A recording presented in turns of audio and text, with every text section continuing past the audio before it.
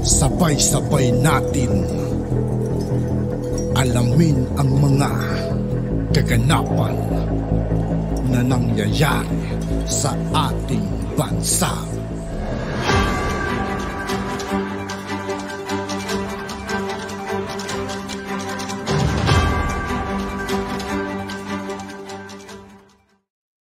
Yo, what's up mga kaibigan? This is I2K po again. Ngayon nandito ulit tayo sa channel ni Pinas News Insider. Dito ulit tayo magbibigay ng komento at reaksyon. Kaya samahan nyo ako guys.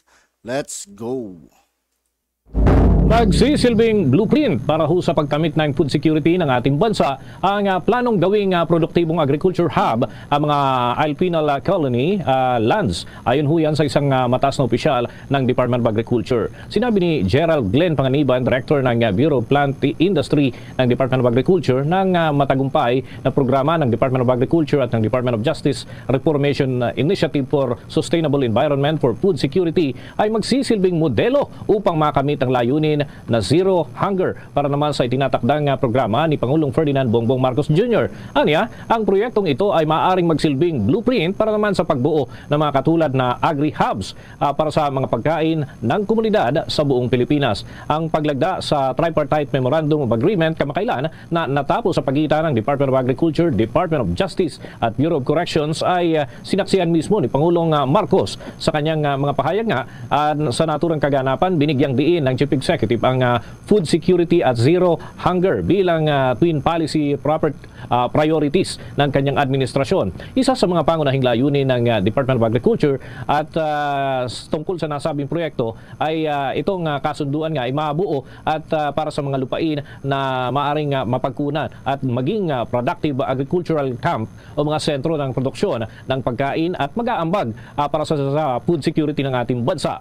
Ang unang agriculture hub sa ilalim ho ng Reformation Initiative for Sustainable Environment for Food Security Project ay itatayo ho ito sa 501 hectares plot ng Iwahig Pinal Farm. Doon naman ho ito sa Puerto Princesa City sa Palawan. Kabilang sa mga pangunahing pagkain na itatanim ay siyempre yung palay, mais, kasoy at sari-saring gulay. Gayon din ang proyekto ay magsasama rin ng para ho dun sa fishery. Mayroong mga produktong tilapia at isang dairy production area na kanilang bubuuin. Samantala, nagsagawa ng courtesy visit kay Israel Ambassador to the Philippines, Ilan Flos, ang Anti-Red Tape Authority sa pangunguna ni Secretary Ernesto V. Perez. Tinalakay sa pulong ang posibleng pakikipagtulungan sa mga hakbangin sa streamlining ng ARTA, particular na sa National Effort for the Harmonization of Efficient Measures of Interrelated Agencies Program. Bukod dito, tinalakay din ni Secretary Perez at Ambassador Flos ang paparating na pag-alis ng delegasyon ng Pilipinas sa Israel para sa CLIC program. Ang nasabing programa ay isang immersion na nakatuon sa Innovation at Technology for Sustainable Development na naglalayong magbigay ng malalim na pag-unawa sa pinakamahusay na kagawian ng Israel sa negosyo, innovation, technology at policy frameworks. Isa sa mga pangunahing bahagi ng pag-aaral ng programa ay ang innovation para sa reforma sa pampublikong sektor na naayon sa mandato ng ARTA na pausayin ang bureaucratic efficiency sa gobyerno ng Pilipinas. Nagkasundo ang magkabilang panig na patuloy na magtulungan upang maplansya ang mga posibleng programa at proyekto sa hinaharap. Sa iba pang mga balita, naglabas na ang Commission on Elections ng Certificate of Proclamation kay Erwin Tulfo bilang ikatlong nominee ng Anti-Crime and Terrorism Community Involvement and Support Party List. Opisyal na idineklara ni COMELEC Commissioner Socorro Bienting si Erwin Tulfo bilang ikatlong nominado ng nasabing party list. Ito ay kasunod ng desisyon ng COMELEC and Bank na ibasura ang petisyon nito na para sa disqualification. Si Tulfo na dating kalihim ng Department of Social Welfare and Development ang siyang pumalit kay Jeffrey Soriano na nagbitiw bilang ikatlong nominado noong buwan ng Pebrero ng kasalukuyang taon. Sa sertipikasyon ng Commission on Elections, si Tulfo ay magsisilbing miyembro ng House of Representatives hanggang Hunyo 30 ng taong 2025. Kasama ni Tulfo sina Party List Representative Edvic Yap, Benguet Representative Eric Yap at dating Tourism Secretary Wanda Tulfo Teo, bukod sa iba pang mga nakasama sa proklamasyon. Inaasahang sisimulan ni Tulfo ang kanyang tour of duty bilang kongresista sa Hulyo 24 sa pagbubukas ng 19th Congress ng ikalawang regular session. Well, habang ako'y nasa Amerika, talaga namang napansin ko po na parang may ugong-ugong na magbabago ang liderato ng Senado. Well, nagsalita na po ang Senate President. Diyan ang sabi niya, chismis. Dahil ito ay lumabas na sa isang online na political page, no? Natawag ay politiko. Ang sabi niya, chismis. Ang advice naman ng dating Senate President Coco Pimentel, na minsan nga po ay naging Senate President, ay nako, lahat ng Senate President maghanda na kapag merong numero ang challenge sa kanya at ang kinakailangan lamang ay 13, handa dapat na bitawan ang posisyon ng Senate President. Alam mo, marami sa kasaysayan talaga natin na palit-palitan ng Senate Presidency. Ang pinakamakulay, maalala nyo, nung tinanggal nila yung aking kamag-anak na si Jovi Salonga na naghabulan pa ng maze. Pero alam nyo po talaga, it's a numbers game.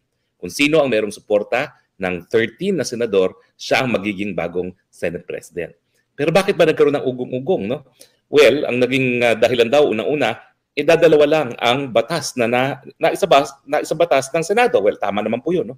Napakalaki po ng budget ng Senado.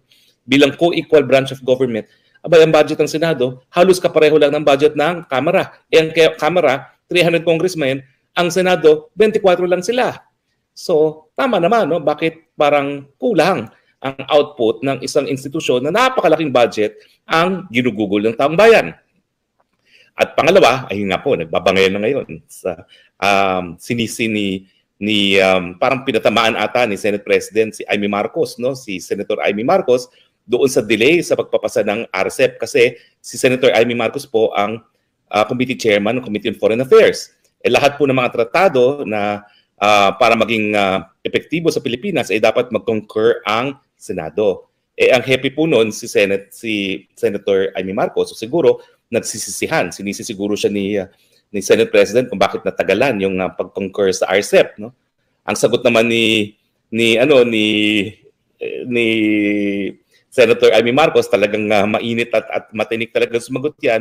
What a wimp! Ang sabi niya kay Senate President Juan Miguel Zubiri. No? Sisihin daw niya yung katotohanan na kaya na-delay, walang clout sa mga departamento itong si Senator Juan Miguel Zubiri. Well, ewan ko po, hindi na ako makikisali sa gulo nila. No? Pero alam naman po natin na bata talaga itong si Senate President Juan Miguel Zubiri. Hindi ko po alam kung siya yung pinakabatang Senate President. Hindi naman siguro kasi bata pa si Coco Pimentel, yung siya rin naging Senate President. No?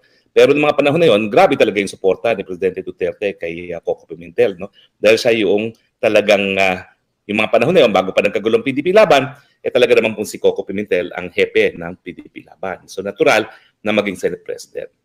Now, ito naman pong si Senate President Juan Miguel Zubiri, ang sabi niya sa akin, nung kami nangapa niya sa unit team, ilang beses na raw siya naging either majority floor leader na ang palagi niyang sinasabi, always the bridesmaid and never the bride. Kasi nga po, ang majority floor leader parang bridesmaid sa bride na ang Senate President.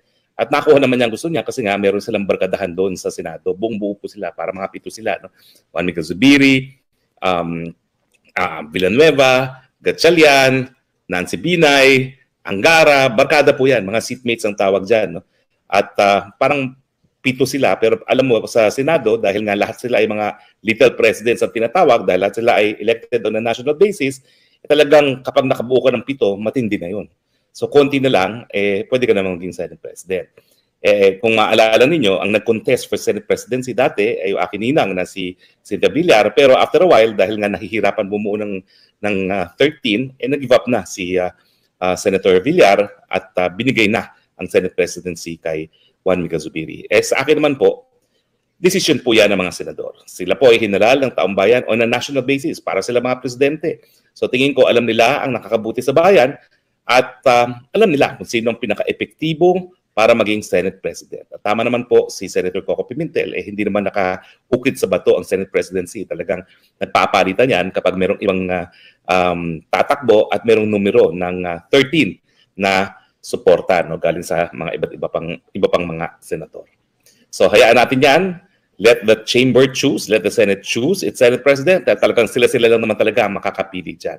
Pero judging from yung maanghang na salita ni Senator Amy Marcos, siyempre, kapatid ng presidente yun. No? Kahit pa sabihin natin na marami silang pagkakaibang pag-iisip, kapatid pa rin ng presidente yun. No? Mahirap banggain, di ba? So tingin ko, baka nga magkaroon ng pagbabago sa liderato ng Senado. No? Okay, so sana po meron kayong napulot na karagdagang kaalaman. Tignan po natin kung meron tayong mga texters ngayon. Kay Aaron Kyle Cancino, hindi yan mangyayari. Solid ang suporta nila kay SP Mix. Well, pabayaan na po natin ang mga senador na magdesisyon dyan. No? Si Jerome Cazon, numbers game po talaga ang Senate President seat. Anyone holding position must likewise be prepared to vacate it. Yan nga po ang sabi ni dating Senate President Coco Pimentel. At yan din ang naging karanasan ng napakadaming Senate President na napalitan.